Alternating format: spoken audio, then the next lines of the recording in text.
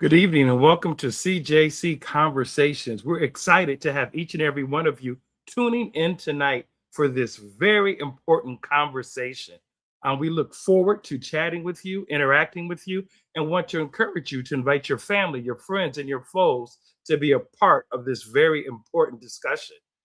We have an all-star panel that we're excited that it's with us tonight, and we look forward to engaging them and hearing from their perspectives the way things unfolded in Madison and still what is taking place today.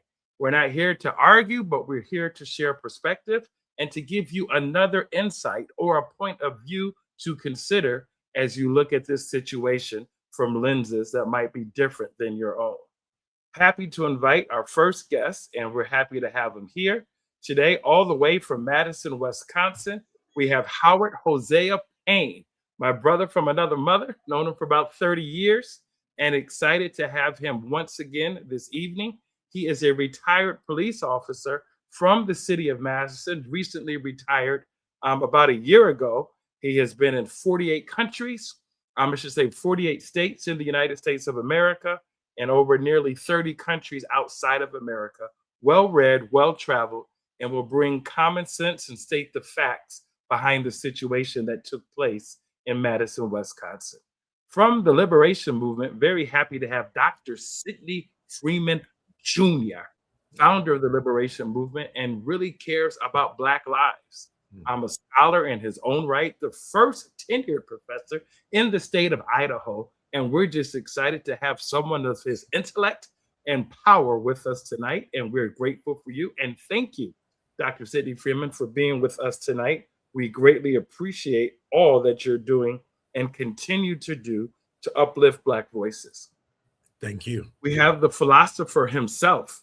Go ahead and smile. You got LeBron coming to Philly. No need to be hater. Go ahead and smile. You got LeBron coming to your beloved Philadelphia, the city of brotherly love.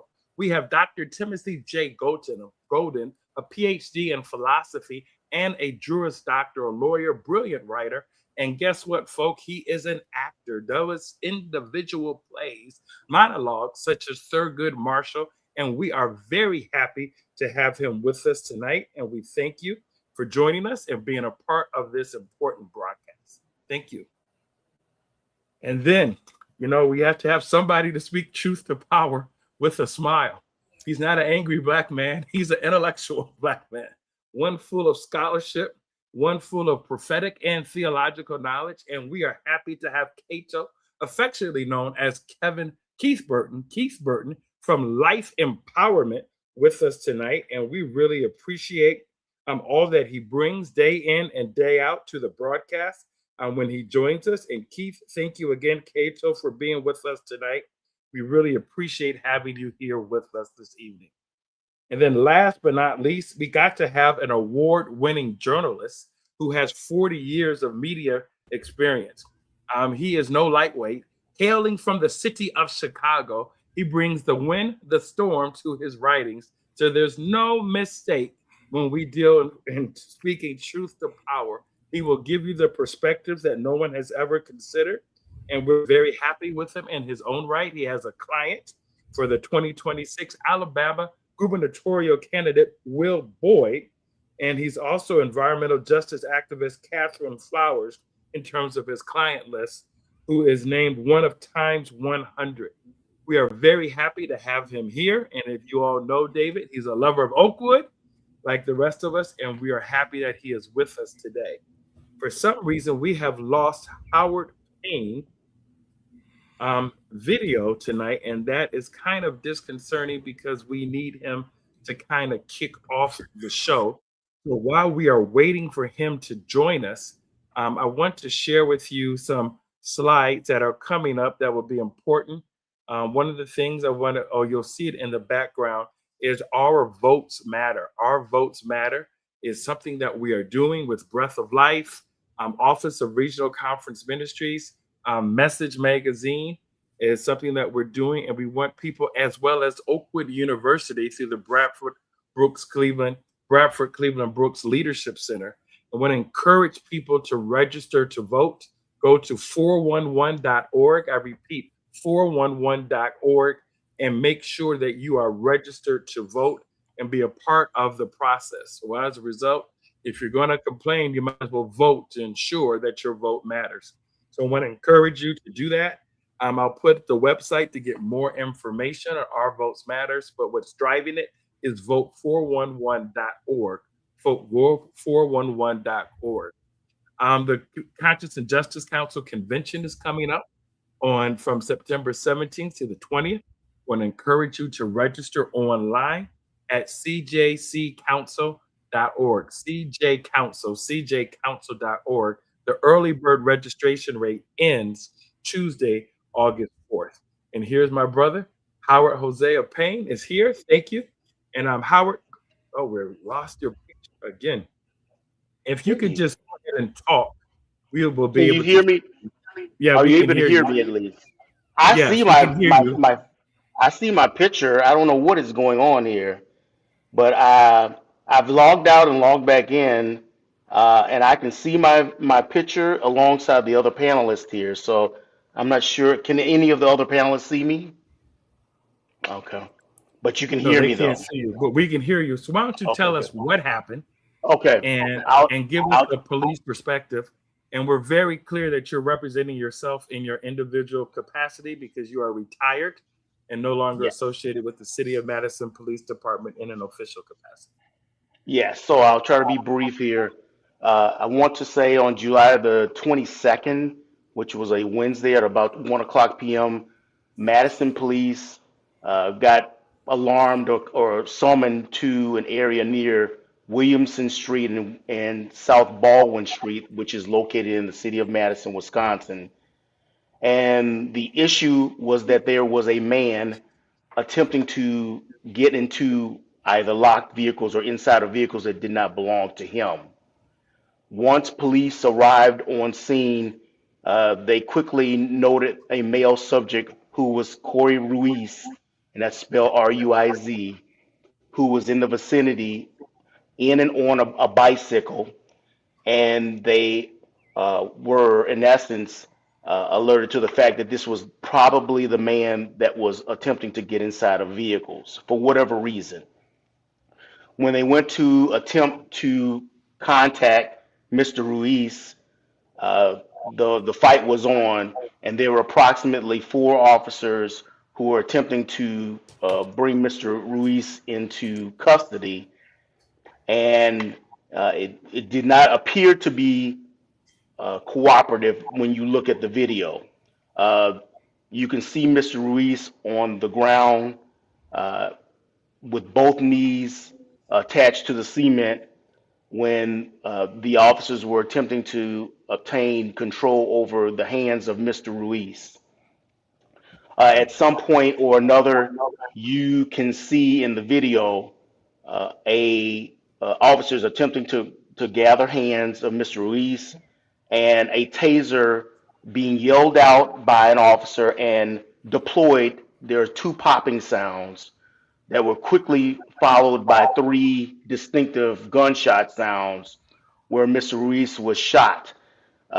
I have heard that he was shot in the head. I can't verify where he was shot, but these shots were fatal. At least one of the shots were fatal, where Mr. Ruiz pretty much subsided all activity at that location. And that incident has blown up in Madison, Wisconsin, which has led to streets being shut down. The concerts on the square were actively going on that evening. That event was taken over by protesters as well. And this has become nationwide news as it culminates in a conversation that we're having tonight in whether or not the officer who made the fatal shots did the appropriate thing or not. And I appreciate being a part of this panel, as I think by and large we can feel a lot of different ways about a lot of different things, but we have to find some way of having a conversation that doesn't culminate in hatred or in of some type of negativity, if you will, with us hating someone as a result of the position that they might take. When I think about this case in and of itself, this really comes down to how you feel about this case and the emotions that might be driving what you saw, what you've heard about, what you think this means, versus the elements of law and what's seemingly crystal clear in law in terms of what an officer should or shouldn't do as it relates to what happened in this particular case or any other case for that matter. And I think that's what this really comes down to when you really parse out the different elements of what transpired that particular day. I will say that Attorney Benjamin Crump, and the Chief of Police, John Patterson, for the Madison Police Department, have rendered statements. Both are fairly consistent with one another in terms of what happened. And of course, in keeping with what a chief should at least say, and what I would hope that the media would do, is allow for the investigation to run its course, and all of the facts, some of which I may not have correct. I may not be complete in information that I have, but at least let the investigation render its course, and then we can have conversations today. But what has transpired in Madison has been a complete shutdown of major roadways, major streets, major events, and people have taken positions one way or the other as to whether or not they think this was appropriate or not in terms of use of force. Howard, explain departmental policy as relates to the use of taser and a gun. Yes. So real quick, the two, and I'm gonna start from the latter, from the gun standpoint or weapon standpoint. There are two cases that most police, I'm gonna say all police, should be utilizing when it comes to the use of a weapon, and that's Graham versus Connor, which was 1989, and the reasonable officer standard. If an officer was placed in a particular position, would a reasonable officer placed in that same position do the exact same thing? And Tennessee versus Gardner, which is 1985, where a suspect poses a significant threat of bodily harm or or death, and were those elements present at the time that the officer commissioned their firearm to bring about, in essence, in this case, the death of a subject. So those are the two cases that are relied upon. Every police academy should be training those elements, because those are the elements that every officer has to live and abide by their entire career. I was in the Madison Police Department for over almost 29 years, and I thought about those two cases every day. When we use tasers is when you're less than lethal. So you don't have a gun, you don't necessarily have a knife, or you could have an ice pick. I would consider that a deadly weapon, to be honest about it. But let's just say some weapon. You might be taking a knife, and maybe you're cutting your arm, your own personal arm. I might use a taser in that situation because you don't pose a threat to someone else or myself. And I just want you to be dislodged from having the knife in and of itself.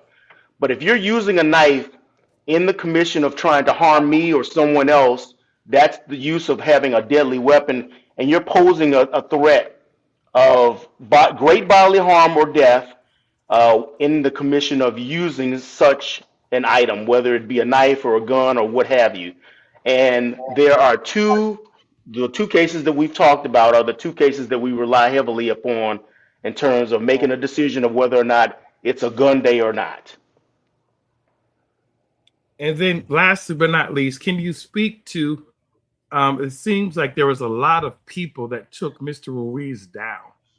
Is Yeah. there something that could have prevented the use of deadly force? Just seemed like there was a lot of officers there. Kind of explain that as well from a police perspective. So I think the number of resources, the number of officers that you might find at any given scene, whether you're in Battle Creek, Michigan, whether you're in Chicago, Illinois, whether you're in Miami, Florida, has a lot to do with the number of resources that you have at your disposal. In the downtown area, it's pretty common that you might have, in this particular case, there was 4 officers involved with trying to control Mr. Ruiz, and they were still having, but based on the video, they were still having some difficulty in doing so. I'm a firm believer that the more officers you have, the more successful you might end up being versus being one-on-one. Let's just say I'm going against a 25-year-old who works out every day and it might be in better shape than I am. Well, that person might have an advantage, if you will, in terms of me going hands-on with that person. But if I have 2 or 3 other officers with me, I think the thought is that the 3 of us should be able to control an individual, if you will. Now, I'm not saying that Mr. Ruiz posed that type of a threat, but that was those 4 officers heard the call, were close enough to the call, and thought that they should be involved in that call. And that's why you have 4 officers in that situation. That's not uncommon in Madison, especially in the Central District. Thank you. David, talk to us from a journalistic perspective. You know, when you see cases like this, walk us through the process. There's been a lot of media reports, a lot of articles, television, radio, newspaper. You know, kind of walk us through that, especially in the era of social media where video is on the ready. Well, I think the first thing we need to be clear about is that news media is not an extension of the government. News media, or even more broadly, media as a concept is enshrined in the Constitution and the First Amendment, the right to free speech. So I think we should be, the expectations we should have of the news media is that they will not operate on a timeline that has been established by law enforcement. News media's job is to act on behalf of the people, asking questions and giving the people a voice. And I think this is, you mentioned social media. This is especially true, I think, now more than ever, now that media has been decentralized through the technology of cell phone videos, as well as the existence of social media and its various versions and formats and platforms. So having said this, one of the things that makes this, I think, absolutely a case that demands media scrutiny is we know in this country that there has been a proliferation of police shootings of people, fatal police shootings.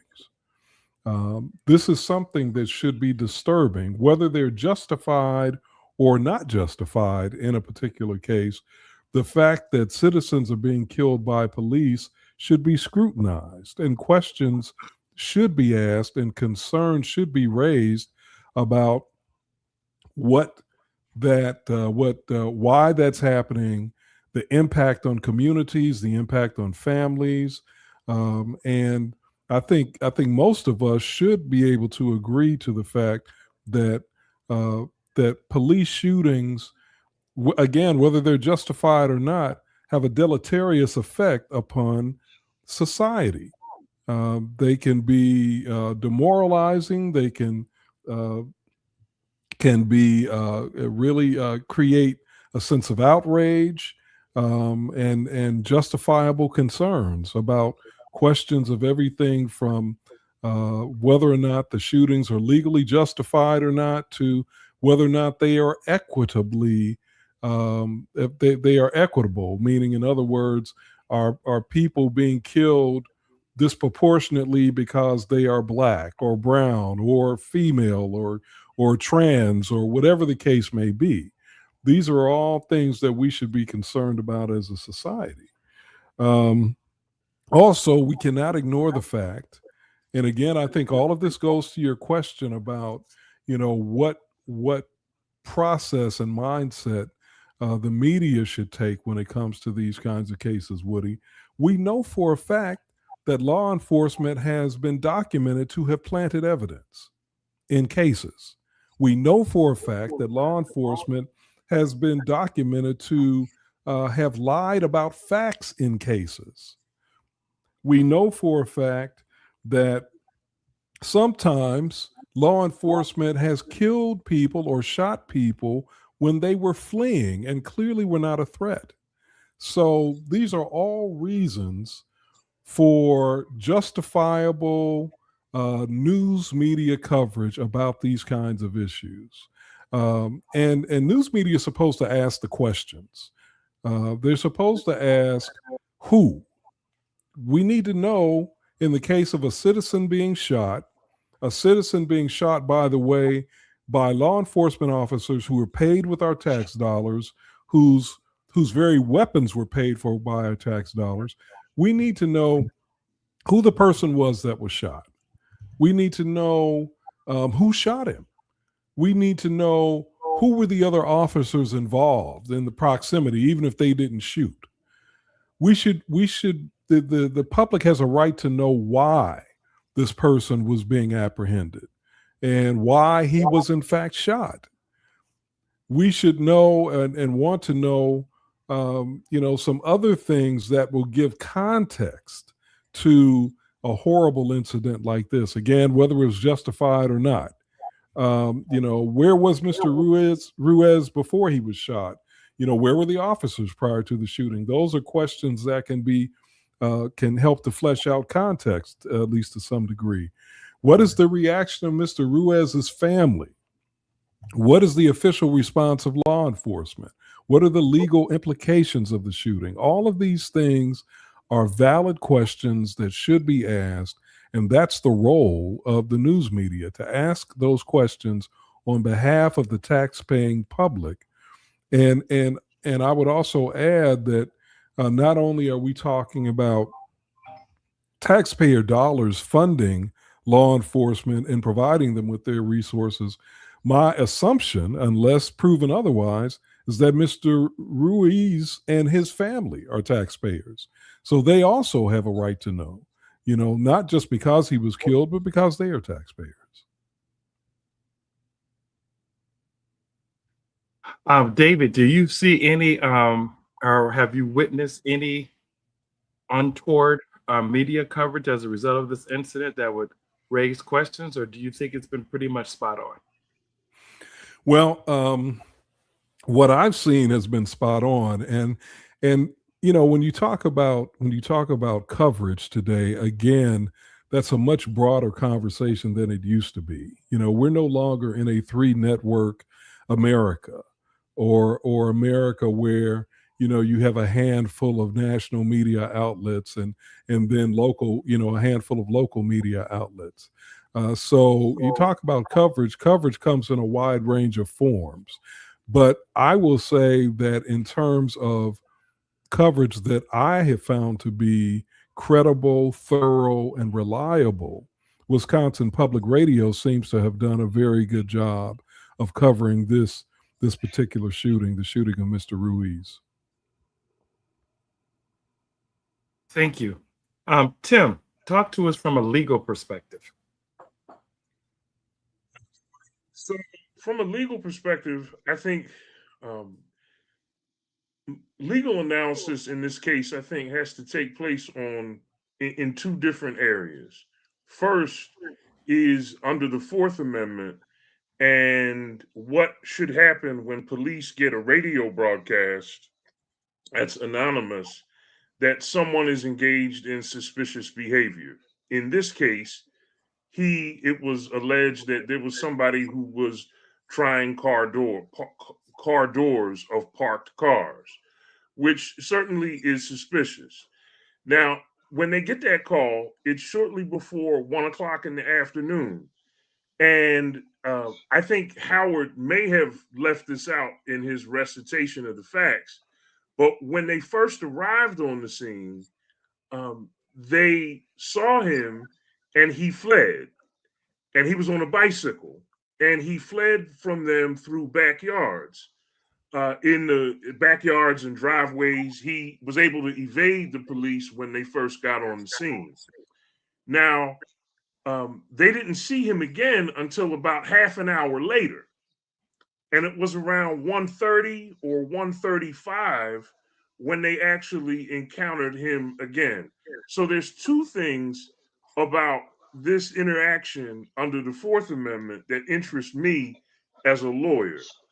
One, what information did they get when they first encountered him that indicated that Corey Ruiz was the one who was actually trying the car doors? I want to know where that information came from. And two, there is this question, and from a legal standpoint, it is probably going to be resolved in the officer's favor, but there's this question of staleness of information. If you see him and he runs or evades you, and then you see him later, the question becomes, does the initial suspicion that would have justified the investigative detention under Terry versus Ohio in the first place, is that still warranted given the nature of the crime? We're not talking about an assault. We're not talking about a situation where people were in imminent danger of death or serious bodily injury. We're talking about potential theft or vandalism of cars. And there's a legal question about whether the passage of time between the initial encounter and when he evaded them and found him again, whether or not that passage of time is going to render the suspicion stale, right? So, because we know in the Breonna Taylor case, the police officers acted on information in an arrest warrant that was months and months old, right? So here we're not talking about months, we're only talking about a short period of time. And again, that legal issue will probably be resolved in the officer's favor. But from a legal standpoint, that's something to think about. So I want to know how they connected Corey Ruiz to the anonymous radio broadcast. And then there's this issue of staleness that will probably be resolved in favor of the police officers. That said, we come now to the question of use of force. According to the angles of the video that I saw, there were three male officers and a female officer, as I understand, who were on the scene. The three male officers are wrestling with Mr. Ruiz. He's being resistant. He's tased. He goes to the ground. And I guess because he had a knife, it seems to me like the female officer was the one who fired the shots from a distance in the direction of not only Mr. Ruiz, obviously they were fatal shots, but there's an argument, I think, that she is endangering her fellow officers in that situation. You had three other police officers there who seem to have, to me at least, control of Mr. Ruiz. And so, as Howard said, the question is going to become, is the use of force reasonable? Would a reasonable police officer in that situation, where it's essentially 3-on-1 in favor of the police, from such a short distance, fire, I believe I heard 3 gunshots, and she fires them in a manner that to me could be argued is somewhat reckless, given the presence of other officers there? Because what if What if she missed? What if she hit one of her fellow officers? Right? And I think I'm not trying to second guess, the decisions, but from a legal standpoint, when things have to be proven in court, right? It's going to be an issue that you have 3 police officers wrestling with one suspect who has already been tased, right? He's already been tased. Now, there are reports circulating that obviously Mr. Ruiz had a knife and that one of the officers may have been cut. And I'm sure the officer who did the shooting is going to argue that she's trying to protect her fellow officers, but that could be somewhat paradoxical, right? Because if she sees another officer is cut and bleeding from the knife that Mr. Ruiz had, and again, those details are sketchy right now.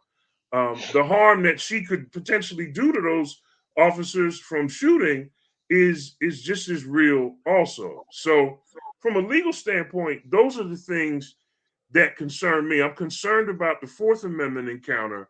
And beyond this case, I'm concerned about Fourth Amendment encounters between citizens, especially Black citizens and police officers, because it seems to me, and this is sort of getting off into matters of public policy, right? From a training standpoint, I often wonder when a police officer sees a Black citizen, who do they see? I'm thinking now about implicit bias. Who do they see? There are reports out of Massachusetts, I think it was the Amherst Police Department, where a police officer was terminated from his job because he expressed disgust at naming the George Floyd Justice and Policing Act after George Floyd. And he referred to George Floyd as a thug, a thief, and a criminal. Now, that might not sound that bad, right? He didn't use any racial slurs or anything like that. But to me, in a case like that, what he sees to me is not as important as what he saw and didn't talk about, right? Which is the fact that a knee was on his neck for almost 10 minutes. So I think we have to be careful about what kind of training police officers are getting. And when they see me, when they see any of us on this panel, who do they really see? Right? I mean, there were protesters who marched through Washington, D.C., some group, they called themselves Patriot something or other, on July 4th, and they were spewing a lot of white nationalist rhetoric.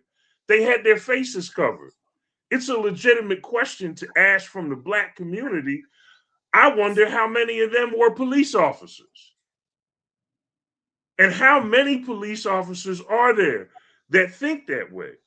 And what effect does that thinking have when you encounter a Corey Ruiz and determine that you have to use deadly force despite the fact that there are 3 other officers engaged in what appears to be a takedown, right? I mean, they seem on that video, they seem to have control of that situation without the intervention of deadly force. So those are the issues for me. I think beyond this, there have to be serious discussions in public policy about implicit bias in policing and about police training, so that we don't have, because if you're a police officer and you're a white nationalist, you're thinking shoot first, right? You're thinking shoot first at all times, and so those are the things that I think we need to think about going forward. But legally, again, for me, it's the Fourth Amendment encounters, which, by the way, Fourth Amendment encounters happen every day, right? They happen all the time. And the question for me is the person being stopped or investigated solely based on what the law demands, which is objective criteria. If officers have biases that cause them to see Black people as criminals, then it really doesn't matter what the objective criteria are. You're just automatically going to move to lethal force and deadly force.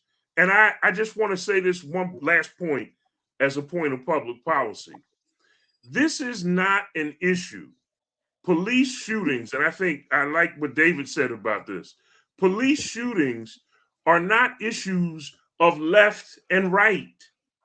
The shooting of death of Corey Ruiz should be of a concern to every American.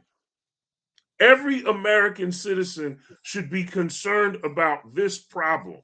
And somehow, we, as a Black community, we have to find a way to reclaim this part of our political agenda from left-wing politics, because it's not about left and right.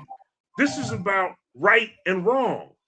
And if we're going to do things the right way in terms of public policy, we have to rhetorically position the public policy problems with these issues in a moral register and not in a political one, because as soon as we start doing things politically, we get pigeonholed as being on the far left and being extremists and so forth and so on. That framing has to change, because if it doesn't, then you're never going to convince enough white people, in particular, enough whites in Congress, the House and the Senate, to come around and say, you know what, this is a real American problem. Because right now, it's seen as like somehow or another, all the causes of the Black community have become associated with the political left. And that is an easy way for a lot of political leadership to minimize what we're talking about. That language has to be reclaimed from the political to the moral, and we got to abandon right and left and start talking about right and wrong. Yes, Howard, can you come back in and kind of clarify the police and who tased and who shot? Yes. Can you hear me first of all? Yes. Okay. So a couple of corrections here. Timothy, you made some fantastic points. Before I answer the question that you've asked, Ed Woods, I just want to say I don't know how we pull back, if you will, from left and right, whichever direction issues of being Black seem to fall with or not. I don't know how that happens, because we've gotten here through a barrage of different types of scenarios, slavery being one of them, Reconstruction being one of them, and I probably can go over 10 other items. I do think that this has taken on a political realm of being that's much larger than the shooting in and of itself, and we'll see if people disagree with me or not. One thing you said is that the female seemed to have fired a round, or the 3 rounds. I can confirm that it was not a female that fired the rounds. That I'm 100% sure of. I have reached out to the officer that actually fired the rounds, and the officer was male. So that I can confirm. So you can take that off of your, ideas that that's the part of having the investigation run its course, because those are small details. I'm sorry, Howard. That really, whether it was a female or not, didn't really have anything to do with the positions I was taking. I was just going by my observations from watching the video. So thanks for the clarification. But whether the shooter was male or female is really irrelevant in terms of the positions that I was trying to articulate. But thank you for that clarification. No, and I think you articulated very good positions, because I don't disagree with anything that you said, to be honest about it. But I'll have to point out just that fine point that might not make any difference whether the person was male or female is important because it shows you how many small details that might come out in the investigation when DCI, and that's the Department of Criminal Intelligence, they are the nationwide, no, excuse me, they are the statewide police force that's investigating this matter. Those are some of the details that they have to ponder with before they make their recommendation to the district attorney's office. So you make some fantastic points about close proximity. I think if I say something wrong, please correct me. Close proximity of officers and having to make a shot and why a person felt the need to make the shot. The information that I've gathered thus far is that the officer who fired the 3 fatal rounds toward Mr. Ruiz had been stabbed or cut by the knife that was produced by Mr. Ruiz. Now, I can't speak to why a knife was produced. Maybe Mr. Ruiz was attempting to say, hey, I don't want to be shot by police and let me get rid of this knife right now. I think that's a plausible idea. Now, Mr. Ruiz is no longer here to state why he produced the knife if that's what happened, but I can see that being a plausible idea.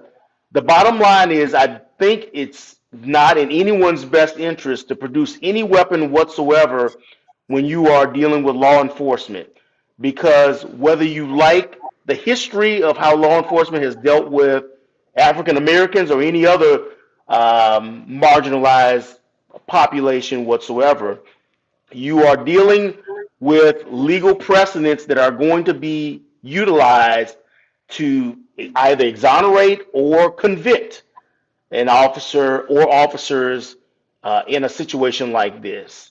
And we have to wait till the investigation is complete. But what an officer needs in a situation like this, did the person present a weapon? Was their intent to use the weapon to harm someone? And in this case, it would be the officer. And do you, in essence, have a delivery system to use said weapon against said party, which would be officers in this point? So those are the 3 things that an officer has to objectively identify as being present when they make the decision to utilize a firearm in this case to stop the threat. I've heard a lot of people say, well, why didn't they just shoot him in the leg or the arm or a body part that wouldn't have culminated in him, being unalived? Law enforcement from Maine to Florida to California to upstate Washington are trained the same way. We are trained to stop the threat. You do not stop a threat by shooting someone in the arm. I've never, in almost 30 years of police training, every time I had to go and target practice, they never had an arm or a leg or a pinky finger as my target. My target was always center mass. That's the same targeting situation you're going to find in Chicago. It's the same targeting situation you're going to find in Miami, Florida. It's the same target situation you're going to find in Dallas, Texas. Police are given a situation that if they have to use their firearm, the only option that they have is to shoot at center mass, which is there's a high propensity for death if I shoot anyone in the chest area or the head. There's just a high propensity for death. So I think when people start talking about, well, why didn't they shoot this person in an alternative spot? You're getting away from the legalities of what a police officer is commissioned to do from the beginning of the police academy throughout their career. And I think it's incumbent upon all of us to understand what the rules are as it relates to police officers' activities and what they will or won't do if certain criteria present themselves. And until I hear so many people saying things that are just very strange to me and are so far from what the realities will be when this matter either goes to court or is evaluated by a district attorney's office, because there are certain principles that we start off with, and one of the principles would be, well, it would be very strange for an officer to be shooting at an arm or a leg. And that wouldn't constitute why an officer is utilizing deadly force toward an officer. So I just think when you talk about pulling back from left and right and that this is not a left or right issue, I would agree with you, to be honest about it. But I don't know how we change that. And I think this discussion is so important that we have today, and hopefully other people will have other discussions as it relates to the things that we talked about, because a big part of what we're discussing has a lot to do with understanding the law. You've talked about Fourth Amendment. I've talked about Tennessee versus Gardner and Graham versus Connor. Please, for the audience out there, please look up all of these things, because these are the bread and butter, if you will, for every police officer walking around the country. If you don't understand those cases, then you don't understand what can happen, and I think that's as big of a problem as you're going to ever see if you don't understand. It's like playing a game. If you don't understand the rules of the game, you're never going to win the game. There's nobody. LeBron James doesn't win a basketball game if he didn't understand the rules of how he can put a basket inside of a bucket and score points and beat his offender or defender, I should say, going to the basket. You have to understand what the rules are. All right, thank you. Sydney, talk to us from a liberation movement standpoint when you take a look at the case of Mr. Ruiz.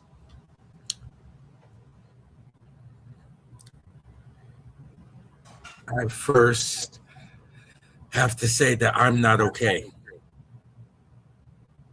When I say I'm not okay, I'm saying that in the context of earlier today, I had tried not to actually view the different videos related to this case. However, of course, in preparation for this discussion, I watched multiple videos and was able to see multiple angles of this particular case. I would say murder of this young man. And so from a liberatory standpoint, I want to address something that Howard was sharing with us about the rules. And what we're not doing is not necessarily challenging those precedents. We're not challenging those principles and those particular laws. And so just because if we think about King, we think about Dr. King, when he would talk about, an unjust law, right? And so if we just make the assumption that because these are principles that we have had throughout the years, and they are correct, and this is the way that we play the game. But if we're talking about the metaphor of basketball, we've known over times the rules have evolved. What we called a carry before is not a carry for what we're for the game that we play now.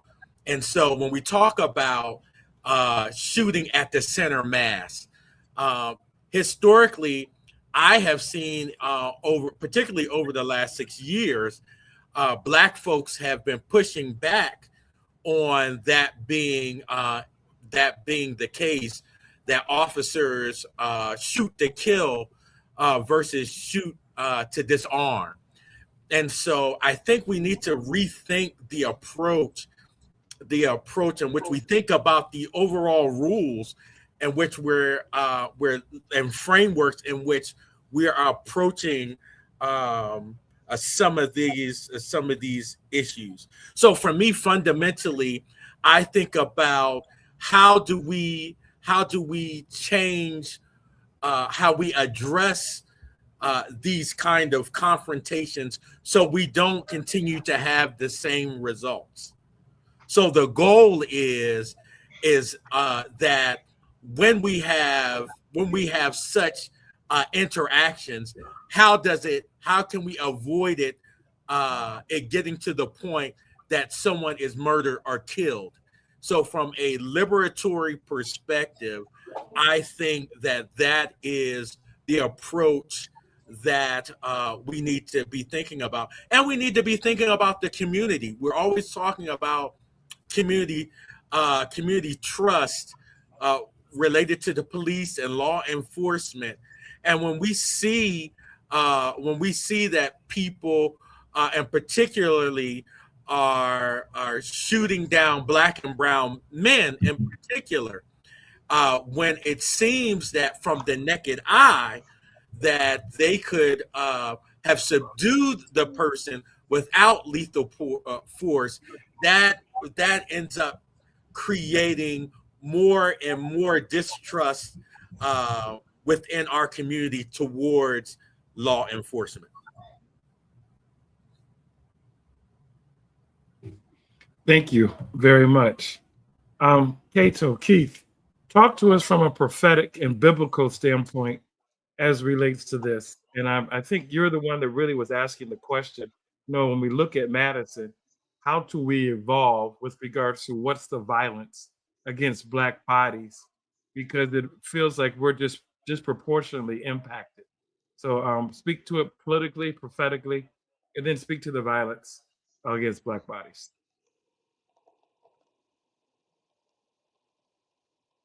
You're on mute.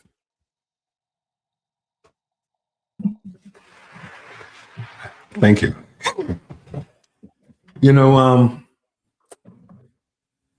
As I reflect on what we're dealing with right now, yes, there's Corey Ruiz, but we also know that this is just the tip of the iceberg. We know that even as we see what's happening, we basically see it as an inlet, a microscope, if you please, on a society that has become so numb to the worth of Black bodies, Black and brown bodies, that it's just another day in the neighborhood. And when I think of this, I don't just look at it from the perspective of the locality, the city where it happened. This is not just about Madison. And I'm going theological here. This is not just about Madison. It's about the way in which we live in an age where the value of life has been somewhat divvied up in terms of priority, what is worth more, right? And so in the United States of America, we know that Black and brown bodies are very expendable. Overseas, right now, it's Iranian bodies, it's Palestinian bodies. We've just gotten used to this whole, thingization. I'm not sure if that's a term, Tim, but just looking at bodies as instruments, as target practice almost. And reification. I'm sorry. Reification. Okay. Thank you very much, my thesaurus. Thank you. Mm-hmm. But so we're looking at the reality of this view of life where we don't always see God in the other. And unfortunately, as we look at the way in which it's been institutionalized, and I'm so glad that we have Howard with us, who spent almost 30 years with the Madison police and sharing with us some of the rules of engagement as it relates to police training. And, I'm thinking of how we critique the training in the sense of, hey, maybe the rules, Dr. Freeman, do need to change. Maybe we do need to ask, okay, how can we do things different? maybe we do need to do some of the things that they're doing. I know in the metropolitan police in England, who don't carry guns in the day-to-day, but yet they have these super powerful tasers that can take a person down without necessarily having to take the life. And so how do we get to the frame of mind where those who are charged with keeping our communities safe, they can look at every life as a life that matters? Where the statistics change, you know, black males are 6.1% of the population of the United States of America, but 25% of the victims of police homicides, not homicides, killings, because again, and I want to be fair as Howard was sharing, that we do need to make sure that everything is not painted with a broad brush. I think we need to be careful with that. But the reason why we are here is not just because of Mr. Ruiz, but because of the many, many others that have brought us to this point. And we're basically here crying, appealing for folk to see everyone in society as bodies that need to be honored, as bodies that reflect the image of God. And so from a perspective that one may call biblical, I believe that this quest to embody the vision of Jesus, one in which even those on the police force can listen to what John the Baptist, for instance, told the Roman soldiers when they said, "What should we do?" And he basically says, make sure that when you do your job, we know that there are some times when you may have to arrest. There may be some times when you have to use deadly force, but make sure that the person that you are apprehending, that person who you are questioning, that you see that person as a fellow human being, as you see that person as one who also shares and reflects the image of God. And I believe that as long as we are able to, what's the word, Dr. Golden, reify others, the way in which we turn them into things and not persons. What's the boob or not so the I thou, but the I it. You know, as long as we see them as it's, then we're going to continue having types of shows like this, because there are always going to be people who will say, hey, you know, that person deserved it. If that person wasn't doing that, if that person wasn't that. And I think we need to start again with those who are charged with maintaining order in the community and having an element in that training where the humanity in the other is prioritized, when even if deadly force has to be used, that is something that will not be done lightly, but something that will even bring pain to the person who did it. You know, it's interesting because, you know, we're talking about life and keeping people alive, but yet we're also dealing with training where they're basically trained to kill, or as he shared, to stop the threat. So basically, if you change the rules, it's really a multifaceted, you know, approach with regards to that. And it really goes back to Tim's point, as in a change for public policy. We have asked for change for public policy for quite some time, but yet those changes have not taken place, where we continue to come back to the same thing over and over and over again. Yes. Sorry.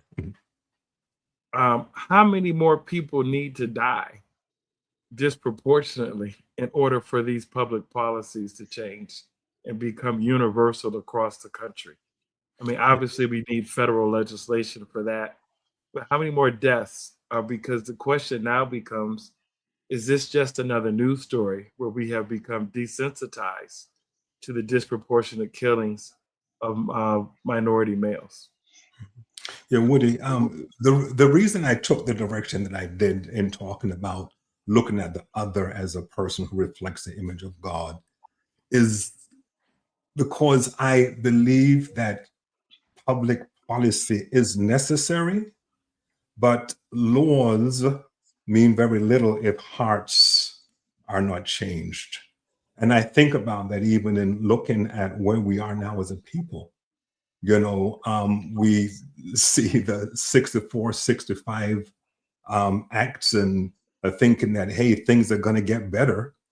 But the reality is, I live in Ocoee, Florida. In 1920, every Black person was chased out of Ocoee.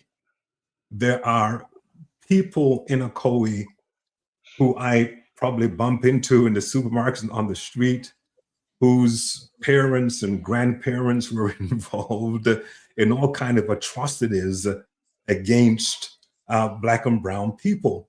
There's a high school pretty close to me, and Ocoee is about 80% white.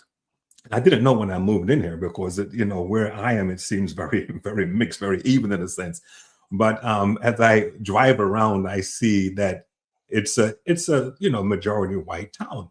So it's about 80% white, but there's a high school close to me, which is 80% Black in an 80% white town. Why is that? Because a lot of the white kids, they're in private schools and they're being sent to other places where they don't have to mix with the Black kids. Why am I saying that? I am saying that because I can look back at 1920 and say this happened back in 1920. But the parents, the grandparents, their legacy is still set so much that there are people who still don't want their kids to go to school with Black and brown people.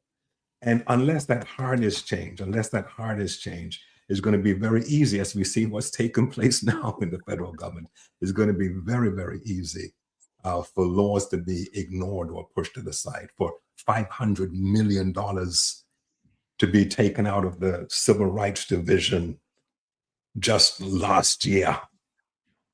That helps in crimes that could possibly be hate crimes. If I could. Yes, and if I could just follow up on that, a lot of the people who have been affected by that decrease in civil rights funding are not Black people.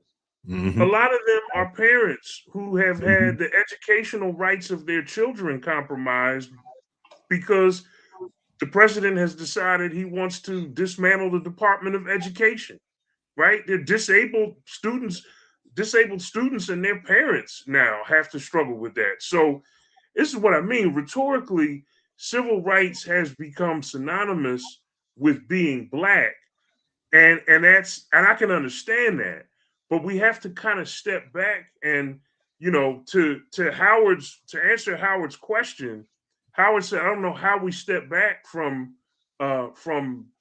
left and right and go to right and wrong. And I want to pick up on Dr. Freeman's point. Plessy versus Ferguson was the law for a long time, right? Separate but equal was the law for a long time until people decided that had to change. The rules of that game had to change. So Charles Hamilton Houston and Thurgood Marshall and the NAACP leadership got together, and what did they do?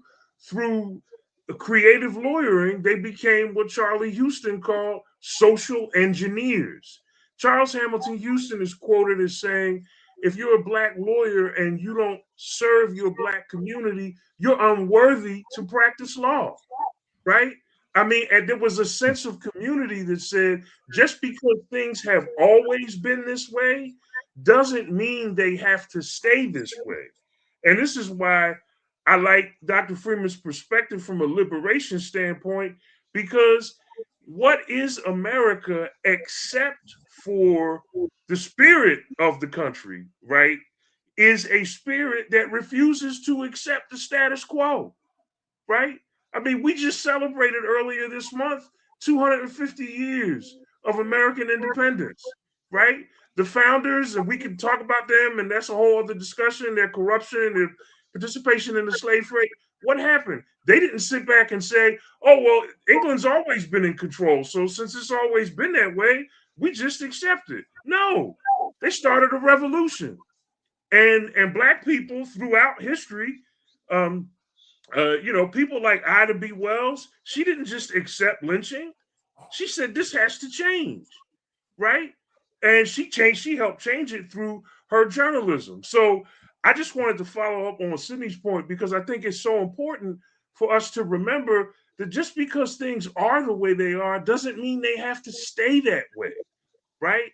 We can, through, and I happen to be a lawyer, we can through, there you go, there's a quote right there. I love that. Shout out to the Howard Law School alum. A lawyer is either a social engineer or a parasite on society. That's from Charles Hamilton Houston, whose picture hangs proudly behind me. So that's very important. I want to just say very quickly, I have police officers in my family, multiple police officers. Police officers have an extremely difficult job because they are trained a certain way, right? And especially if you're a Black police officer, it's the pressure becomes even more. I know from talking to my brothers and my family members about that. So I think we need to engage at some point beyond Mr. Ruiz. We need to engage in a wholesale reevaluation of the expectations that we put on police. Sometimes we expect police officers to be social workers and psychologists and the kinds of things they're expected to do when they're dispatched to, domestic violence calls or, other things like that. I mean, we have to step back and reevaluate ways to make the system better for everyone. And to Keith's point, the hope is that in that process, somebody's heart and mind might be changed. But the problem is that's not going to happen through legislation. Legislation matters, but it can't be the only battlefront. There have to be other more morally and theologically persuasive methods, like Keith talked about, in order to help change things. And look, it's not easy. One conversation is not going to solve it, but I think over time we have to step back and reevaluate everything. And if we do that, we just might get somewhere. I'm going to go back to a point that Lydia Rose said in the chat, and maybe Howard, you can speak to this. Okay. The concern that there was no body cam or any officer. Is that true or false? That is true. And let me try to be very brief about why that's the case, what I think that's about. And I love what was just said. Timothy, you made some fantastic points, and so did you, Dr. Freeman. You made some fantastic points. I'm not against changing the rules. I think all parties involved in a scenario have to be evaluated. So we have done a lot of talk tonight about the systems and about what the officers did. I haven't heard one person talk about, do we think Mr. Freeman act appropriately or not? Now, your answer is your answer, and I'm not challenging your answer under any circumstance whatsoever. Mr. Ruiz could be anybody. I could put anybody else's name, Mike Brown. I could put Trayvon Martin. I can put anybody's name there. I think we have to evaluate all parts of a scenario if we're ever going to get to an answer.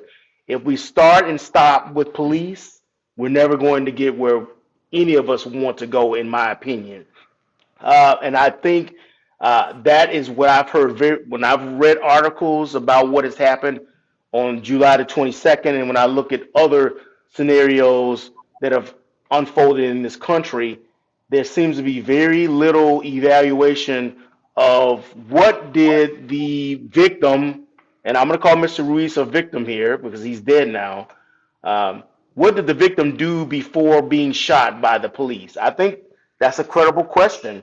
And do we think that that shouldn't be asked? Because that seems not to be something that is even inquired about by people. People have come to a conclusion like Dr. Freeman, and I think it's a valid conclusion based on how he feels that this was murder.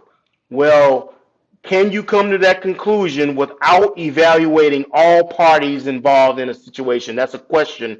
I don't need an answer, but I hope that that's something that everybody comes away with, having listened to this podcast. Have I asked the questions of all parties involved? I think that's very, very important. And now, in terms of your question about body cams, no, we do not have broad scale body cams on officers in the Madison Police Department. And I do, even though I'm retired, we've been asking for body cams for at least the last decade or more. And this has been a can that has been kicked down the road largely by our mayor, the city council, who votes yay or nay. And it was cited that cost was largely the reason or rationale behind why we were not going to get body cams. Yes, do I know it's expensive? Most definitely. When you start talking about footage 24 hours a day that has to be retained for a certain amount of time, and I think that's probably 7 years, but it might not be, but it's still an exorbitant amount of time that it has to be maintained. It costs money. But I think when you're talking about a police department that has almost 400, I think, and 91 commissioned officers that go out on the street in any given week, and you don't have body cams to be able to show that you're being open-minded, that you're being transparent about what you're doing, what you're saying, I think you set your officers up for failure, to be honest about it. So if you have not been looking at the footage that's been going out, there's been a lot of talk about body cams and why don't Madison police officers, for a fairly, I would consider this to be a medium-sized city. You can't find another medium-sized city that probably doesn't have body cam footage offered to the public in a situation like this. I think this city has done all officers an injustice by not having body cams, because it's your job as a constituent of the city, or this country for that matter, to be able to know the best information that you can know about what the officer saw or didn't see or heard or didn't hear as it related to them pulling out their firearm and, of course, shooting a suspect. I think it's important. It's beyond important. It should be almost the most important thing on your person. And this city has done very little to nothing to make sure that body cams were available for officers to deploy in the field. So whoever asked that question asked a fantastic question. This is something that that Madison police officers should have. And I'm hopeful that after this shooting, that the pressure is on both the mayor herself and the city council to make a decision that body cams are now going to be something that every officer is expected to deploy every time they go out to the field. All right. I'm going to make sure we're covering all the questions. So I'm going through the chat, and then I'm also going through our communications. Howard, can you speak to when the officer was dealing with the edged weapon, was cut, stabbed with the knife? What should the officer have done if not following the rules set forth in shooting Corey Ruiz? So I have a question that I've this is just on my own, kind of posed. Some people who think that this was murder or think that this was inappropriate or think that the officer did something they shouldn't have done. I'm okay with you taking that position. I would love to hear what people think an officer who has told a suspect to stop There are 4 officers surrounding a suspect. The suspect produces a knife. The suspect then stabs or cuts the officer with that knife, and based on close proximity, the officer then decides this is now turned to a shooting day. What should the officer have done in a situation like that? And I ask that, and I'm not asking that question in jest. I think that's a credible question that has to be asked by all parties that take positions. I love how Keith talked about, and he was so right when he talked about the hearts of man. I don't know how you can ever be confident, 100% confident, that any one person, whether that be a police officer, a teacher, a librarian, does not have some degree of hatred in the heart for the people that they're going to come in contact with. I don't know how we're dealing with human beings here. And if you go back to the days of Jesus, nothing has changed from the days of Jesus to now, as far as I'm concerned, with respect to how man has shown his or reared his ugly head. Sometimes he rears his ugly head and shows you what he's all about, and sometimes he doesn't. And those two individuals can have the same disdain in their heart for someone, and in this case, we're talking about marginalized populations or black people. So that would be the two things, the two questions I would have. How do you? There's a stringent process by which all officers are hired within the Madison Police Department, and questions are definitely asked about whether or not an officer has bias, doesn't like gay or lesbian persons or people of color or whatever it might be. And of course, someone can say, no, I don't have a problem with that, and clearly have a problem with that population. Outside of behavior that they might exhibit, how would one be 100% sure that an individual doesn't employ some type of bias? And we do know implicit bias exists. I am no different than anyone else. And for me to sit here and say that implicit bias doesn't exist is asinine. We all have biases. I don't care who you are. And I just think that's, while you need to be as comfortable as you can be that a person doesn't have an issue with African Americans in this case, I don't know how you deal with that particular issue. But I did pose, that was question 1, but question 2 is, what should the officer have done based on the facts that we think we know that haven't been released yet, with an officer facing an edge weapon that he had been stabbed or cut with, and based on the laws that we've talked about, Graham versus Connor and Tennessee versus Gardner, what do we think the officer should have done in this case? Well, let me address that question, Howard. It's clear from the video that when he was shot, when Corey Ruiz was shot, there were 3 officers surrounding him. It seems that one of the officers had one arm, and I don't know it wasn't clear to me that Mr. Ruiz was wielding a knife, or that any of those officers were in a position of vulnerability where their physical well-being would have been compromised. So that I'm just going by what I see, right?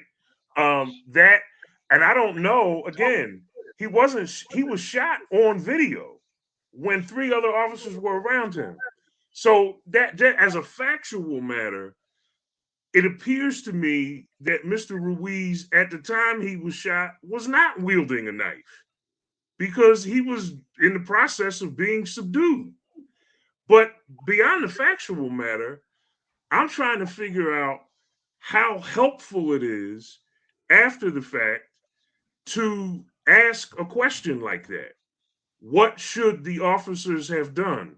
That seems to me to be a sort of, and I'm not saying anything bad about you, but that just seems to be a way to distract from what actually happened. this instance is not about trying to figure out what the officers should or should not have done. From a legal standpoint, it might be, but I think this is a bigger issue than a legal issue, right? Legally, we can talk about the case law, we can talk about Terry stops, we can talk about the Fourth Amendment, but none of that really addresses the problem. It may make for interesting legal discussions, but again, here we're not talking about what's legal. We're talking about a broader moral question about what is right. And I think in that context, questions like the one you're asking just are not helpful. They may be helpful legally, but I don't think they're very helpful morally. And so I think that distinction has to be made. Okay. David?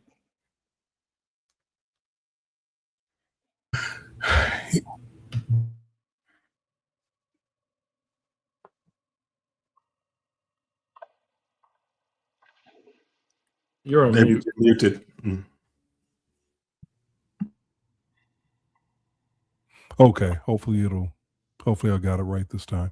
I think to piggyback on what Tim said, there's some larger ethical, philosophical questions that need to be considered here. And I would say the bottom line is we are wrestling with the reality of a sociological phenomenon, and that is the use of deadly force by police that appears to disproportionately affect marginalized communities. That's that, and it's not just black and brown people, but it's also people who are under emotional or mental emotional distress, or who are grappling with mental health issues. That seems to be where the problem often manifests itself. And so I would say that the onus is not on it's not on civilians to try to ascertain what a police officer should or shouldn't have done. The onus is on the justice system. The onus is on, to go back to what someone else was talking about earlier, the training processes. Again, they are supposed to be serving us, the taxpayers. So the obligation is on them to try to wrestle with and figure out, with the help of the entire legal system, to try to figure out what is at issue here and why is this happening and what is the impact. This to me is what we should be talking about ultimately. I can have an opinion about what they should have done. Somebody else can have an opinion about what they should have done. But ultimately, this is a question for the institutions in our society: political, law enforcement, governmental institutions.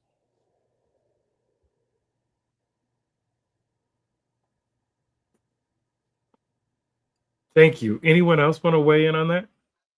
I just want to say one thing. Show? One Sure. thing to talk about what Timothy and David said. I think you make fantastic points when you talk about this is a moral issue and that this is something that we are grappling with why there are higher percentages of African Americans that are either being shot or incarcerated for that matter. I think the incarceration number of African Americans are high, much higher than what the national population of said African Americans are in the population of the United States. But I think officers who are faced in this situation, those four officers are faced with the legality element and not the moral element. I'm not saying that they should just stop at one and not continue to the other. But when we talk about Graham versus Connor and Tennessee versus Gardner, we're talking about the legalities of whether or not the officers did something right or wrong. And that's what that officer or those officers are going to be scaled by or judged by. And I think we have to ask a question, or we have to propose what we think should have been different, because I'm gonna tell you this: when those officers have to go before a court and they bring up what the status quo has been, not that that status quo has been right. And I think Dr. Friedman talked about this earlier. I know Timothy had talked about this as well. Just because I love the Plessy versus Ferguson scenario that you brought up, because there are a lot of cases that I think we can all agree were just flat out wrong. Um, it took those cases, like, I think Plessy versus Ferguson was an 8-0 decision, I believe. And that is asinine to me that 8 members, there was a unanimous vote. Um, One. you say that one more time? I was just saying it was an 8-1 decision. 8-1. Yes. Yep. So to me, that's asinine when it was 8-1. Like, what are these people thinking? In my opinion, it doesn't make me a Supreme Court justice-like person, but I think there have been a lot of horrible cases that have happened over time. So it doesn't mean that just because the law, these are the cases that we rely upon to decide whether or not an officer made the right decision is right or not. That is what we're faced with right now. We are faced with Graham versus Connor and Tennessee versus Gardner are going to be 2 cases that they're going to bring up 100% with these officers, and were brought up in every situation that you know about where an officer had to discharge their firearm. Those cases are always brought up. Now, they could have been incorrect in those cases. I will give you that. But until those cases change, or a court says, no, this is a wrong application of the law, we are going. I think Ed asked this question earlier. How many people have to die? I suspect we can meet up 10 years from now and we'll have a plethora of individuals' names that have subsided, or who have found themselves in positions where they've been shot by police officers and in very similar circumstances. And I think that's unfortunate. And I think that's probably what our future is going to be. I don't think this ends with Corey Ruiz. I really don't. Because I don't see the landscape of law changing. I don't see governmental actions changing enough where you're going to have a scenario where Tennessee versus Gardner and Graham versus Connor not be the lay of the land. And until that changes, I think we're going to see more people shot.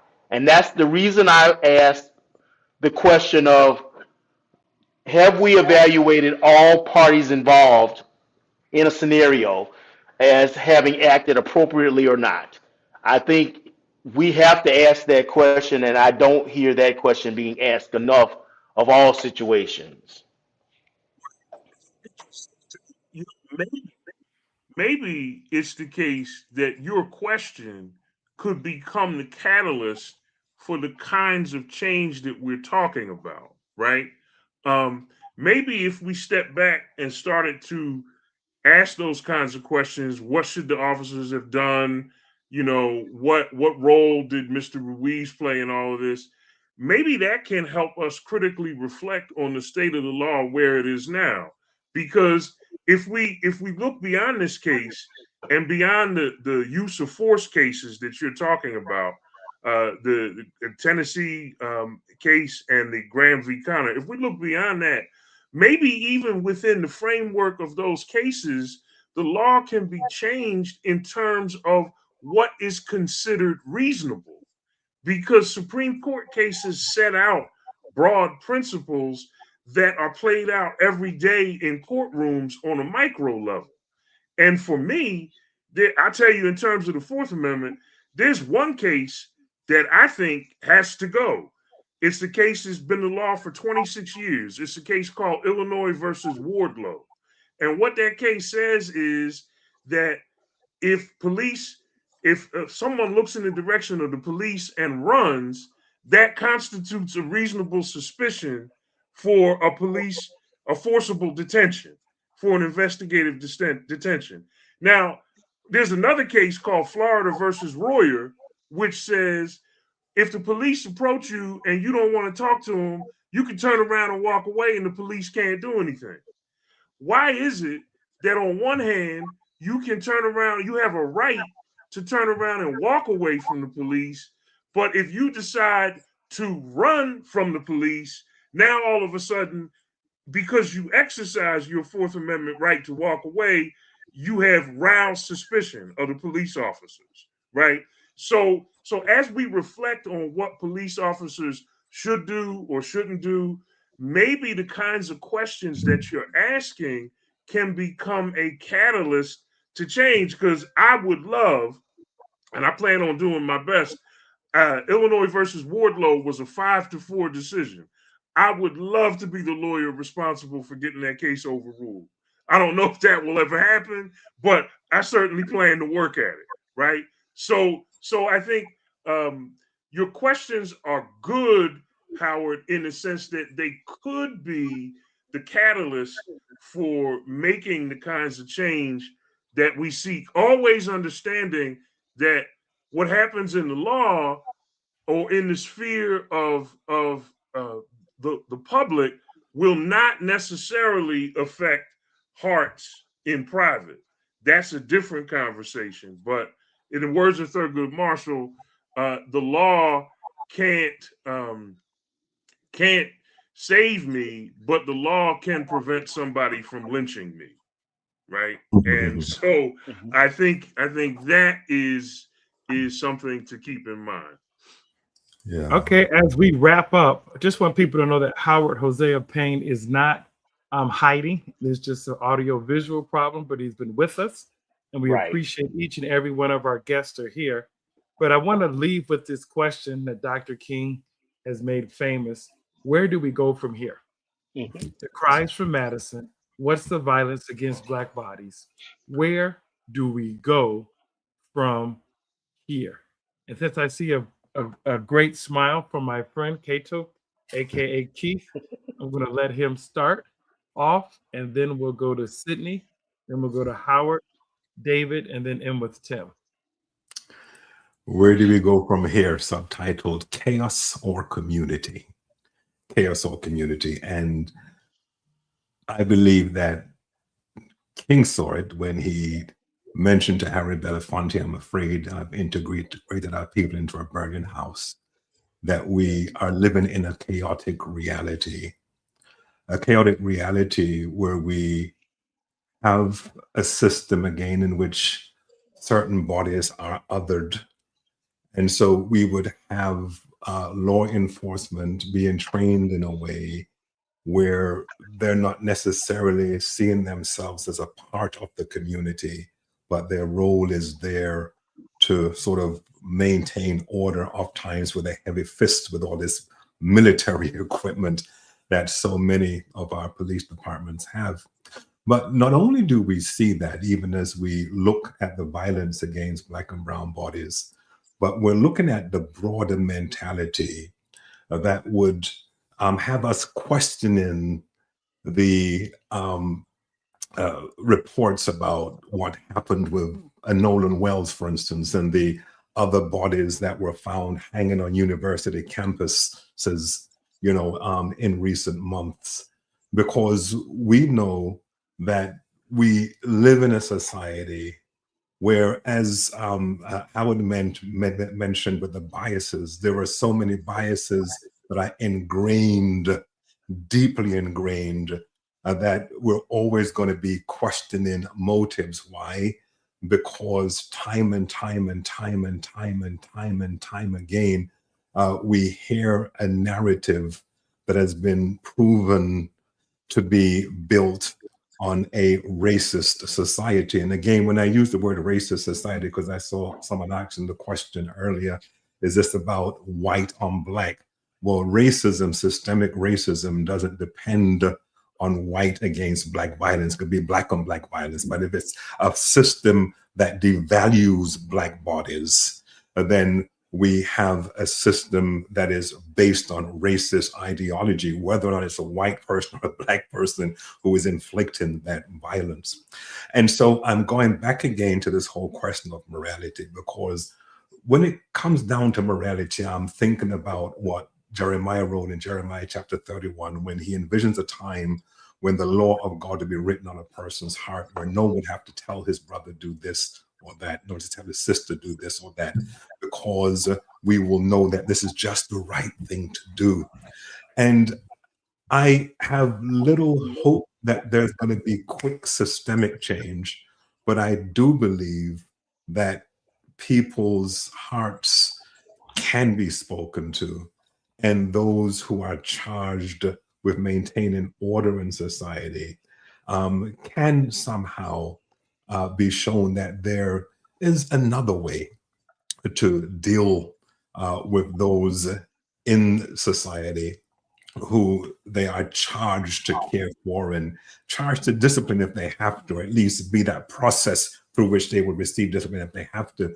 But I think having that idea that the morality is something that becomes a part of individual character, and that is where the chaotic nature of what King envisioned is being played out, because there are so many people who prefer chaos to community. And I believe, particularly speaking as one who claims to be a follower of Christ, that my role is to continue calling people to community, even though the chaos, the cacophony is so loud that it seems there is no hope. I have that audacity to hope, and I will continue to hope, even if it's just one life at a time, one person at a time. Yeah. Thank you. Dr. Sidney?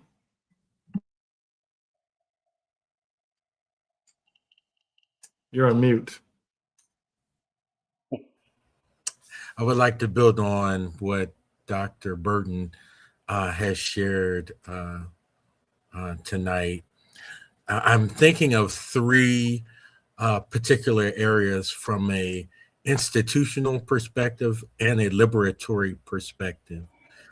As we think about enhancing the ways in which we can strengthen the relationship between the community and law enforcement, I think there's going to need to be a reevaluation of the status quo. So issues like qualified immunity need to be on the table regarding if that should still should be in play. Things like body cams. Howard had said that that local precinct or that local law enforcement body had not invested in those things.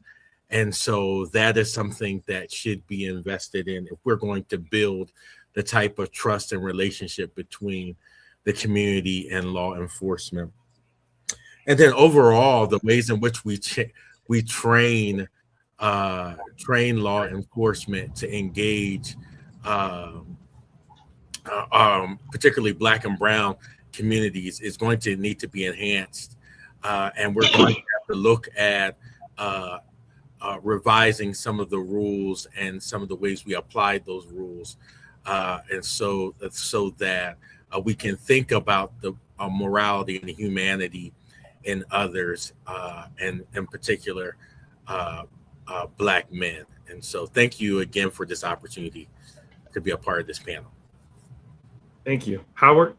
So real quick, Dr. Sidney Freeman, you hit it right on the head. I am all for challenging the status quo, because I think when I talked to Timothy Golden, when he brought up Duplessis versus Ferguson, that's a fantastic example as to why the status quo needs to be subjected to scrutiny and should be challenged. We are ever evolving humans. We don't know everything.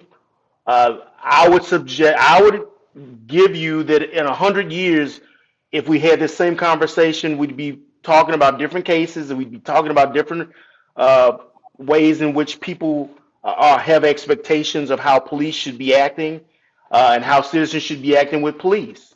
We're ever evolving, and you make a fantastic point in terms of challenging the status quo. But where do we go from here?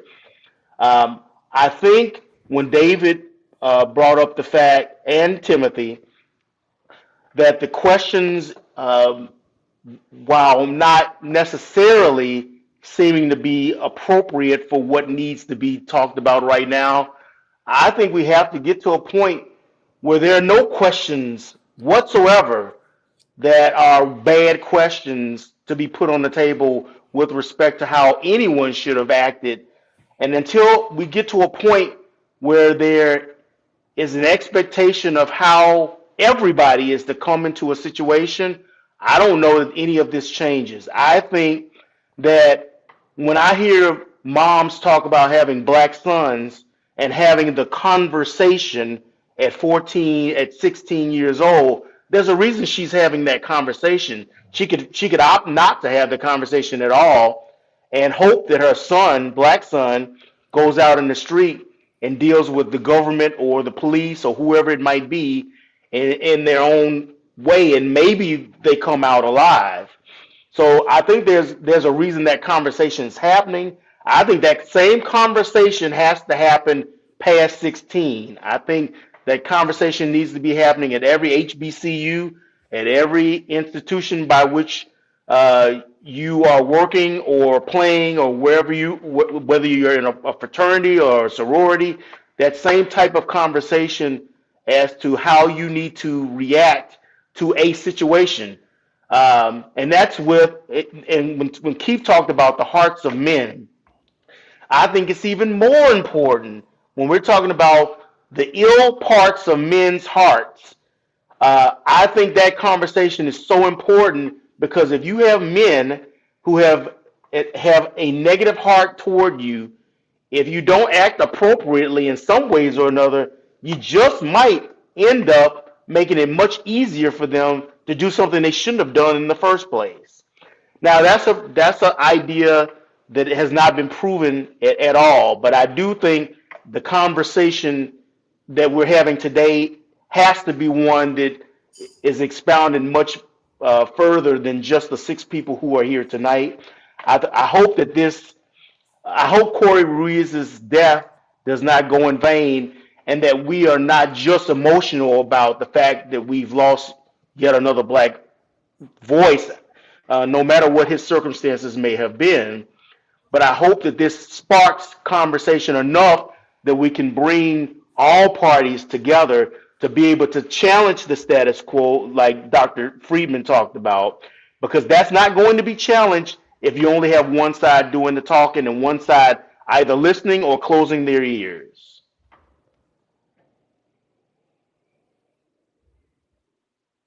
All right, David. Yes, just point of clarification as it relates to what Howard was raising about what Tim and I were suggesting. I think that what we were suggesting was not that the questions can't be asked by civilians or even shouldn't be asked by civilians. I think, though, at least speaking for myself, what I was suggesting is that ultimately the onus is on the institutions, the government-funded public institutions of law enforcement and the judicial system to ask of themselves the right kinds of questions, to hold themselves accountable, and their various employees and agents accountable when it comes to why it is that that deadly force is often used in situations that raises real questions in the public. They owe that to us morally and ethically. They owe that to us also because we are taxpayers. So I think that's the point that I think may have needed some clarification. From a journalistic standpoint, where do we go from here? I think that journalists, in whatever form they are, whether they are citizen journalists, who are just documenting and recording and reporting, using their cell phones or their podcasts or whatever it is they're using, or whether they are professionals like myself. I think the bottom line is that journalists have to continue asking the right questions and insisting that governmental agencies and institutions are being accountable in answering questions. Journalists also need to be trying to do the best possible reporting to not only ascertain the facts, but to ascertain the context. Context is important, especially not just understanding current context, but the historical context. Someone mentioned Ida B. Wells earlier, and I can't think of a name that is more relevant than her name at this particular juncture, because we are seeing far too many Black bodies being cut down either by law enforcement in questionable situations, or even worse, being found in situations that have not yet been fully adjudicated, like the Nolan Wells case, or Juliana, the child in Charlotte, and I'm just slipping on her name now, but that was found hanging from a tree on the property of on a church's property there in the Charlotte Mecklenburg area. We have got to try to understand and address, to the best of our ability, what's going on and why. Why is this seeming to be happening again, just like it was about 100 years ago?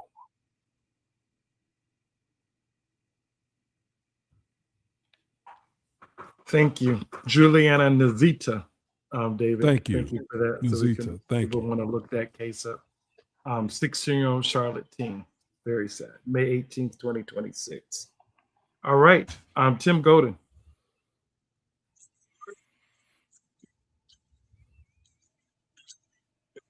Great to be here.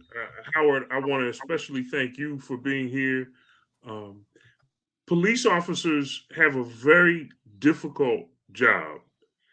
If the facts of this case were different, if Mr. Ruiz had just robbed a bank and police were called to the scene and he had a gun and he turned and fired on the police and the police shot and killed him, we wouldn't be having this conversation, right? The fact is that we have these conversations in close cases, in situations where there are real questions about whether or not the police acted appropriately. Again, if the facts of the case were as I articulated them, just a second ago, we wouldn't even be talking about this issue, because people understand that we give police officers guns and badges for reasons like that. What we don't give police guns and badges for are things like the Goon Squad in Mississippi, who broke into the house of a Black man and sodomized him, planted drugs on him. And those officers, Christopher Dedman, one of them in Braxton, Mississippi, those officers are all now doing time in federal prison, right? That's why we're here. That's why we're having this conversation. And when we talk about where do we go from here, I think the first thing we have to admit is that history is inescapable. Yes, this happened in Madison, Wisconsin, but we live in a country in which the history of policing, very sadly, is not a good history. That doesn't mean police aren't good. That doesn't mean there aren't good police officers. But it means that every time there is an encounter between a police officer and a Black citizen, even if that officer is Black, because we know what happened in Memphis. There were 4 Black officers who beat up someone and killed him, beat him to a pulp. So it isn't just Black on white. It's, as Keith made the point earlier, it's a system problem.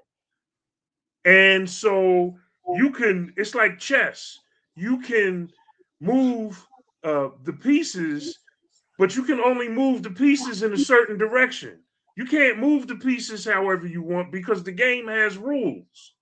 And that's kind of the way systems work. So you can plug in anyone, black, white, if they're trained a certain way in the context of a certain history, and that history is invoked every time you come across a black citizen, that's where we have problems. So we have to admit that the history in this country is problematic. So this is about Mr. Ruiz, but this is also about the Goon Squad in Mississippi.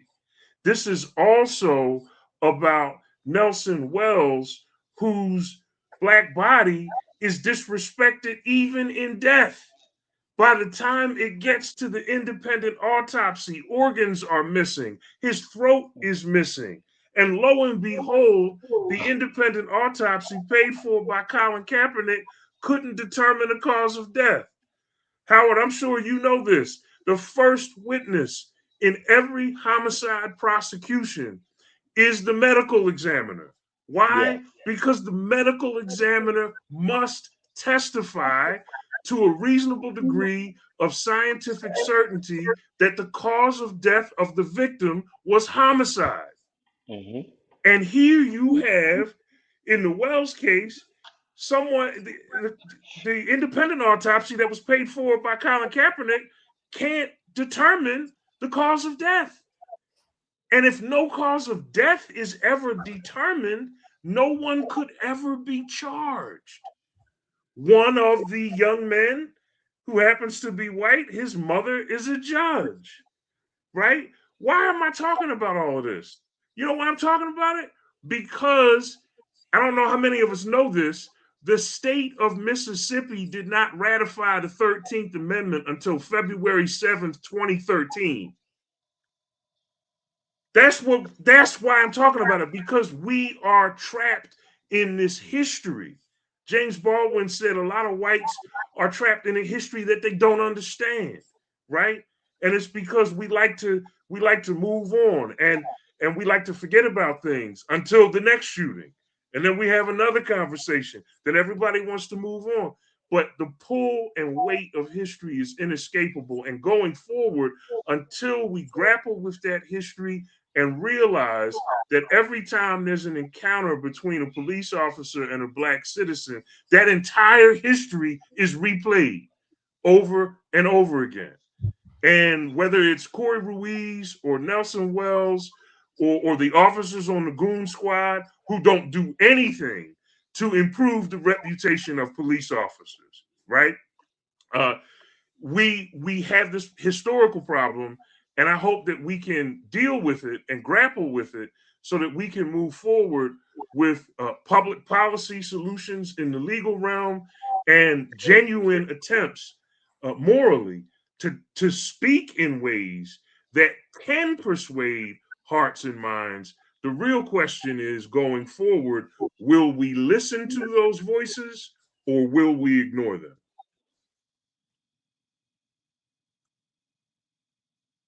Well, thank you once again, gentlemen. You see, why are these black men here? Because we had a black male perspective as to what took place in Madison, Wisconsin. Want to thank our guests individually and collectively. Howard Jose Payne, retired police officer from the city of Madison, Wisconsin. Thank you for sticking with us despite the AV difficulties and challenging us as we look at this case and the broader implications as it relates to violence against marginalized individuals. I'd like to thank David Person, award-winning journalist, for giving us a journalistic standpoint and looking at the facts of the case and challenging us to make sure that we understand that the media is not a tool of the government. I'd like to thank Cato, my brother, Keith Burton, for the prophetic and biblical standpoint as relates to the morality and the sanctity of life. All lives, whether they're black or white, whether they're homeless or have shelter, all lives matter when it comes to the sanctity of life. Dr. Sidney Freeman and the liberation movement. Want to thank him for his insights and perspective in shaping this situation as a way to figure out, are we still free? What more do we have to do to be seen as equal in the sight of the law? Appreciate the framing of that. And then last but not least, Dr. Timothy J. Golden, Esquire. Really appreciate the legal analysis, but also the challenge as to where do we need to go from here. Ladies and gentlemen, the Conscience and Justice Council values the sanctity of life. One Corey Ruiz is one too many. And we want to emphasize the need to get involved in the public policy process at the federal and state level so tragedies like this do not happen again in our respective communities. Once again, want to encourage you to participate in Our Votes Matters by registering people to vote. We have a YouTube video that is on the screen, and we want you to create events for the community to register or verify their registration to vote using 411.org. We're happy to report that Jeanette Senecal, the Chief of Civic Impact for the the Chief of Civic Learning and Impact with the League of Women Voters, has confirmed her participation at the Conscience and Justice Council. The Conscience and Justice Council, 411.org, is sponsored by the League of Women Voters. So I want to encourage you to look at the promotional video and to create events. And then you can come to the Conscience and Justice Council, the super early registration in Tuesday, August 4th. We have an all-star lineup that we think that you will enjoy participating. Go to cjcouncil.org or to the website listed so you can see who is speaking at this event and you can register by Tuesday. Once again, we will be having another CJC conversation this Friday. This Friday, we'll be having another CJC conversation this Friday, where we're going to address the topic, New Adventism versus Old School Adventism. What does MEGA have to do with it? New Adventism versus Old School Adventism. What does MEGA have to do with it? And be rest assured, we are invoking Tina Turner and her hit, What Love Has to Do with It. God bless you. Have a good night. And we look forward to seeing you Friday at 8 o'clock p.m. Eastern.